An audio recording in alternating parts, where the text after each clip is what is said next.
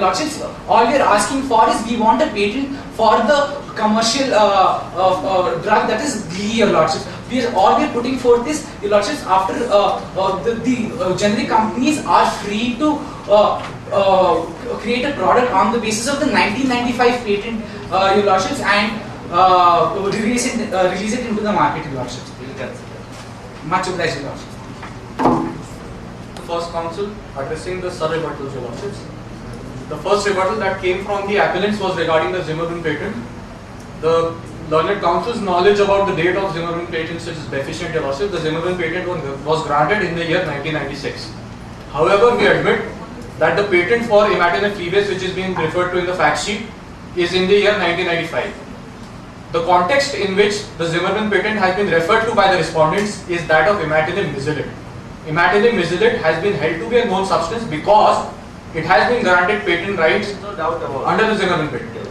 Coming to the next rebuttal, which came from the side of the appellants, Your Lordship, that in the arguments they had accepted, Your Lordship, that imatinib mesylate would be the known substance under section 3D, and hence enhancement of efficacy of imatinib mesylate has to be proved. However, when they had come up for the... Do you agree with her that 30% efficacy will be enhanced because of the three properties they described?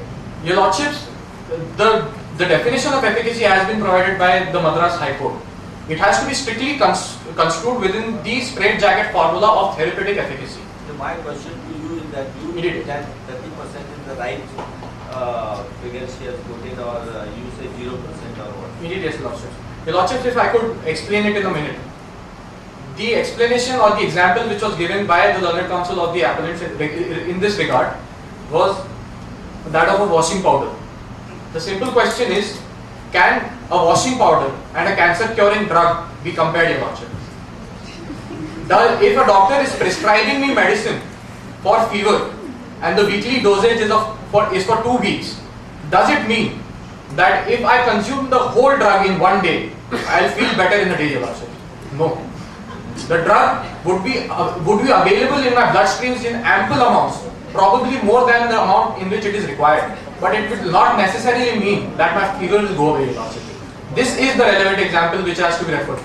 Also, during the course of argument... Her argument was that the drug will reach fast to the targeted tissues. It is, Lordship. Your Lordship, the point, even if the point is conceded that beta crystalline form of imatinib mesylate is more bioavailable than imatinib mesylate. The dictionary definition, the Martin's pharmaceutical dictionary, which was referred to by the learned counsel of the appellants, it was stated that bioavailability would determine efficacy of a pharmaceutical drug. Bioavailability would determine what definition is entirely trying to tell the Lordships that bioavailability and efficacy are two different concepts.